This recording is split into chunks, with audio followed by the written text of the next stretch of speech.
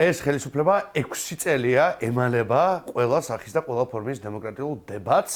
რადგანაც მათ არაფერი სათქმელი არ გააჩნიათ არც ერთ კრიტიკულ საკითხზე, რაც დღეს ასე მწვავედ დგას ჩვენი საზოგადოების ცხოვრებაში. ასე რომ მათგან წამოსული შეთავაზება დებატებთან დაკავშირებით არის ძალიან კომიკური, იმ ფონზე, რომ 6 წელია გაურბიან დებატს, დაბატებებული ყავთ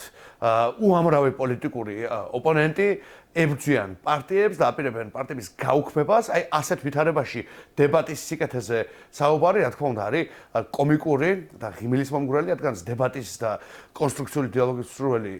ხელისუფლება არ მოიქცეოდა ნამდვილად ასე, როგორც ეს რეჟიმი იქცევა საკუთარი ოპონენტების წინააღმდეგ, თუმცა ამავე დროს უნდა აღინიშნოს, რომ ნებისმიერ ძირითად საინტერესო აქტუალურ საკითხზე, როგორც არის ეკონომიკური და სოციალური საკითხები, როგორც არის საგარეო პოლიტიკა, როგორც არის ძირითადი დიდი საკითხები, რა თქმა უნდა, ყოველთვის მზად ვართ სადებატოდ და ყოველთვის მზად ვართ იმისთვის, რომ ქართული ოცნების რაღაცა, როგორ ვთქვათ, ფარსიკული სპიკერები, რომელიც პროპაგანდისტული ხაზების მიღმა ვერაფერს არ ამბობენ, რა თქმა უნდა, დავანარცხოთ და დავცეთ ბეჭებზე და სწორედ ამიტომ იმალებიან 6 წლის განმავლობაში თავად ქართული ოცნების რეჟიმის წარმომადგენლები.